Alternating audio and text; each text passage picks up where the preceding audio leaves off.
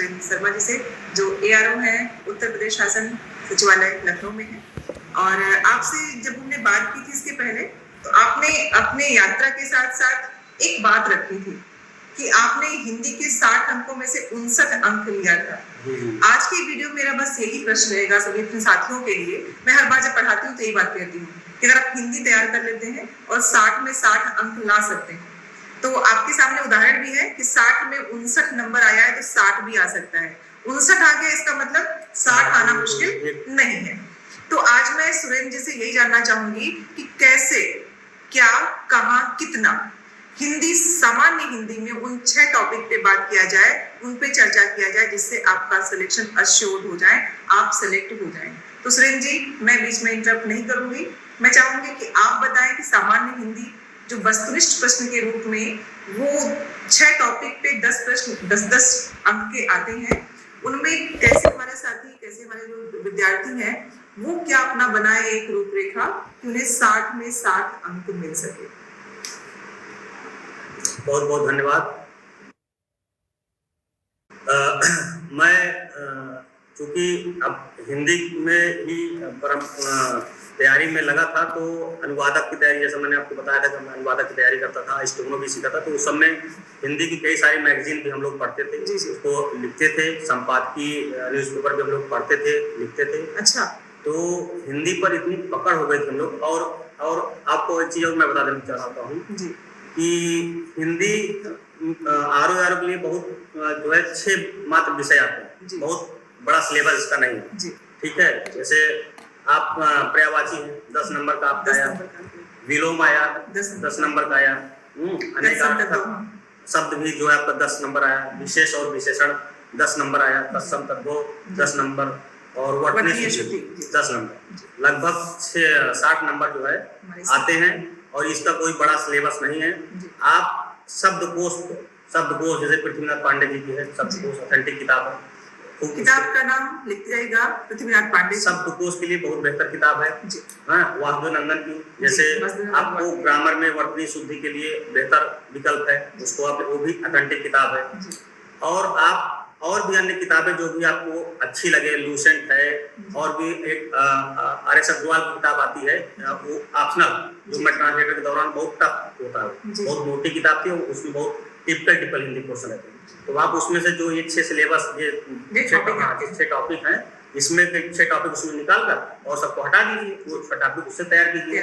तो आप कई किताबों से आप जब अध्ययन करेंगे ना, तो आपका माइंड लेवल इतना विस्तार हो जाएगा कि आपको जब 60 क्वेश्चन आएंगे तो आपको 60 क्वेश्चन आसान लगेंगे। अगर आप एक किताब पर अगर आप उसमें सीमित हो गए तो आप 60 में से 59 नंबर नहीं ला पाएंगे। जी सुरेंद्र जी, मैं एक चीज देखती हूँ जब मैं बच्चों की मैथमेटिक्स क्लास लेती हूँ क्वेश्चंस में, तो मैं हर बार ये बात करती हूँ कि एक शब्द को रखने के आपको ये देखना है कि इस शब्द में वो 6 प्रश्न आ सकते हैं क्या। एक शब्द लेके अगर हम 6 प्रश्नों को देख लें, क्योंकि 6 टॉपिक है, 6 टॉपिक में एक शब्द आपने लिया, उसमें तत्सम तद्भव ढूंढ लिया, उसी का विलोम ढूंढ लिया, उसी का पर्यायवाची ढूंढ लिया, वो शब्द विशेषण या विशेष ये ढूंढ लिया, और वो शुद्ध लिखा है कि नहीं। तो क्या 6 टॉपिक को इस तरह हम तैयार कर सकते हैं? बिल्कुल तैयार कर सकते हैं। अब मैं आपको बता दूं, मैं ये 6 टॉपिक कैसे तैयारी करता हूँ। मैंने जो है किसी कोचिंग से, वर्ड शब्दकोश का अलग कोचिंग तो होती नहीं, व्याकरण समाहित का कोचिंग चलता है। तो मैं जो किताब थी पृथ्वीनाथ पांडे या किसी और जो है लेखक की, तो मैं वो किताबों को लेता था, उसको ये 6 टॉपिक का नोट्स बनाता था, उसको पढ़ता था, रीडिंग करता था, जो क्वेश्चन लगता था सिमिलर है या जो डिस्टर्ब करता था, आपको कंफ्यूज करता था, उसका मैं अलग से नोट्स बनाता था। वही जो है बार बार आपको डिस्टर्ब करेंगे, जो आप रिपीट होते हैं, बार बार रिपीट होते हैं। उसी क्वेश्चन को आप छांट लीजिए और उसका एक अलग से नोट्स बना लीजिए, उसी तरह डालिए, बाकी सामान क्वेश्चन आपको आ ही जाएंगे। रटना मतलब रिवीजन। हाँ, रिवीजन, उसी को आप रट लीजिए, रिवीजन कर लीजिए। भाषा कोई परिवर्तन तो होता नहीं, करंट अफेयर से चेंज हो जाएगा, शब्द चेंज होंगे, तो आप पढ़ लेंगे, वही आपको पढ़ना है। ऐसे हम तैयारी करते थे कि ताकि जो है और आप एक चीज और बता दें, जो आप किताब पढ़ेंगे वही मैटर दूसरे किताब में भी आपको मिलेगा। तो जब दूसरे किताब मिलेगा तो आप जब वो आपका वहाँ रिवीजन हो रहा है, आप उसको समझिए, ये नहीं आप अलग किताब पढ़, आपको वहाँ पर रिवीजन हो रहा है और माइंड और नया शब्द भी मिल रहा है, इसका भी आपको बेनिफिट मिलता है। जी, तो जैसे मान लीजिए जब मैं कक्षा में बात करती हूँ, क्लास लेती हूँ, अभी मैंने मैराथन क्लास शुरू किया है हर एक टॉपिक पे प्रश्नों के साथ, तो मेरी कोशिश होती है कि जो प्रश्न बार बार रिवीजन में आते हैं या कंफ्यूज करते हैं उनको रखा जाए। दूसरी जो सबसे महत्वपूर्ण सुरंजीवी से एग्जाम आपने दिया, आपने एग्जाम एक बार दिया या 2 बार दिया? ये हमारा दूसरी बार था। दो ही बार आपने एग्जाम दिया, मतलब आपने 60 शब्दों को देखा सिर्फ। जी जी। चलिए, वो तो सिर्फ मजाक में कह रही हूँ, आपने पढ़ा हुआ शब्दों को होगा। जो वो 60 आपने शब्दों को देखा, उसमें क्या कुछ ऐसी चीजें थी जो बार बार एग्जाम के पैटर्न में रिवीजन में आती, ऐसा कुछ था चीजें?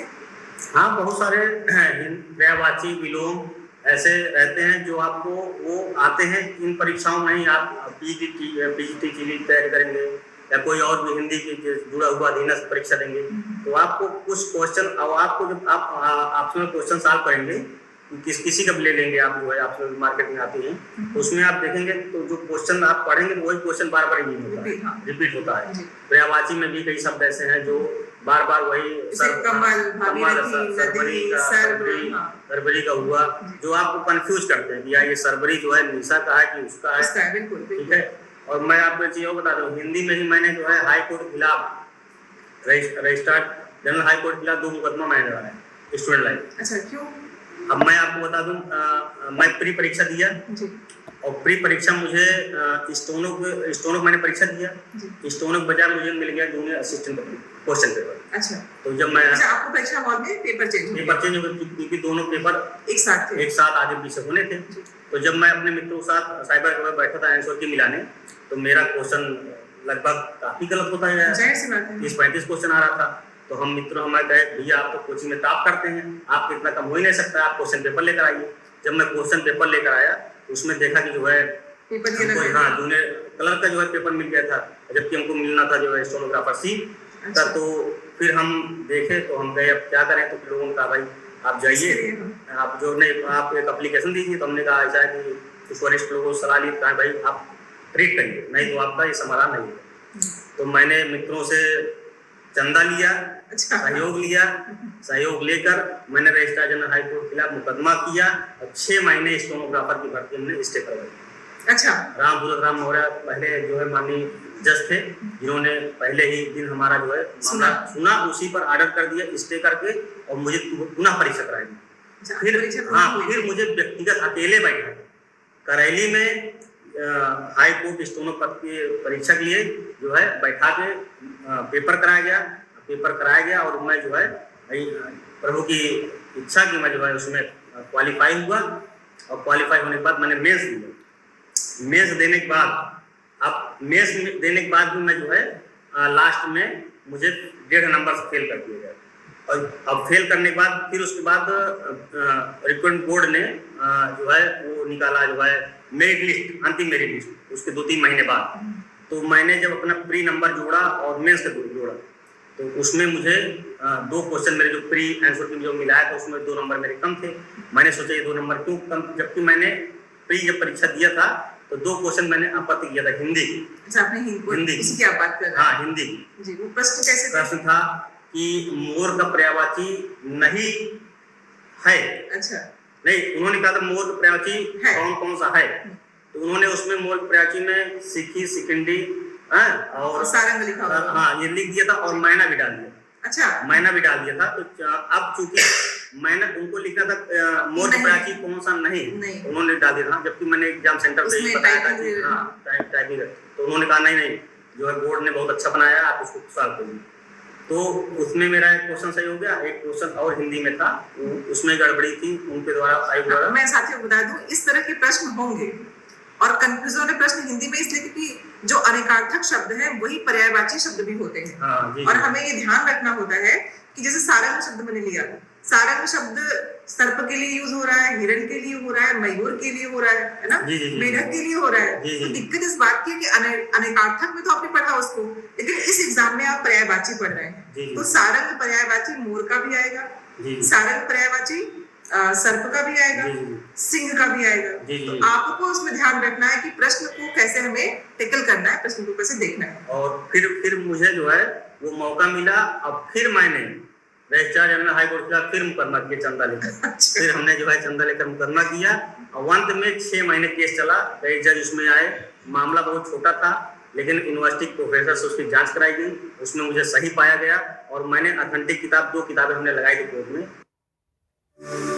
ये वासुदेव नंदन की और हरदेव बाहरी की। ध्यान रखिएगा किताबों के नाम, वासुदेव नंदन, हरदेव बाहरी 2 अथेंटिक किताबें हमने दोनों कोर्ट में लगाया और हमको जीत मिली और आदेश हुआ कि भाई इनका जो है चयन किया जाए। ये हमने लड़ाई लड़ी और 2 बार रजिस्ट्रार जनरल हाई कोर्ट के खिलाफ मुकदमा लड़ा, जबकि हमारे मित्रों ने कहा था कि आप उनके खिलाफ लड़ रहे हैं, कोर्ट के खिलाफ लड़ रहे हैं, तो उसमें दिक्कतें हो सकती हैं, आपको खुद परेशान कर सकते हैं। हमको अगर मुझे जाना पड़ेगा तो मैं सुप्रीम कोर्ट भी जाऊंगा हाई कोर्ट के खिलाफ, क्योंकि मैं सत्य की लड़ाई लड़ रहा हूं। हाँ, तो एक बात तो स्पष्ट है सुरेंद्र जी, यहाँ पे जो कहने का तात्पर्य था कि हिंदी के जो कंफ्यूजन वाले प्रश्न होते हैं उनमें कभी कभी आपकी गलती नहीं भी हो सकती है और कभी कभी आप गलत हो सकते हैं।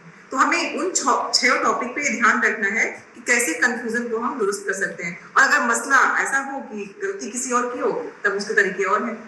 तो आज जो हमने बात की थी सामान्य हिंदी का, चूंकि हम बात कर रहे हैं और 6 टॉपिक पे, तो कौन सी वो सबसे बेहतर तरीका है, ट्रिक? आजकल बच्चों को बहुत एक शब्द है, लोग कहते हैं कोई ट्रिक बताइए। अब मैं सोचती हूँ कि शब्दों को याद करने का ट्रिक क्या हो सकता है, तो आप बताइए आपने कैसे अधिक शब्दों को याद किया हिंदी के शब्दों? ऐसा है कि अगर कोई विद्यार्थी अगर ट्रिक के भरोसे आगे बढ़ेगा, नहीं, आजकल मैंने देखा है कि आप पढ़ा रहे हो, एक अच्छा शिक्षक अगर वो एक्स्ट्रा एफर्ट नहीं डालता है तो शिक्षक नहीं माना जाता है। एक अच्छा विद्यार्थी ट्रिक यूज ना करे उसको अच्छा विद्यार्थी नहीं। ये जो आजकल ट्रेंड बन रहा है, मैं उसके अकॉर्डिंगली, मुझे पता है शब्दों को तो याद ही करना पड़ेगा और कोई तरीका है नहीं, लेकिन आपने कैसे तैयार किया, मैं इसको पूछना चाहती थी। अब ट्रिक में तो मुझे जहाँ तक लगता है कि मैंने तो भाई कोई ट्रिक फॉलो नहीं किया था, लेकिन ये है कि मुझे जहाँ तक उम्मीद है कि आपको अगर ट्रिक एग्जाम जैसे आपका नजदीक आ गया तो आप एक बार उसके 3 महीने 4 महीने पहले आप एक नोट्स बना लीजिए हिंदी का, ये 6 टॉपिक अच्छे से, जो आपके उसमें टॉपिक में कंफ्यूजन हो उस कंफ्यूजन वालों को अलग कर दिए, हाईलाइट कर दीजिए। हाईलाइट करने के बाद उसको 1-2 बार रिवीजन करने के बाद आप लास्ट जब आपको समझ मिलेगा तो आप 15 दिन में चाहेंगे चाहे 10 दिन में चाहेंगे, वो पूरा नोट्स आपका जो हाईलाइटेड है उसी को आप कवर कर लीजिए। यही आपका ट्रिक है मेरे हिसाब से। क्या बात है।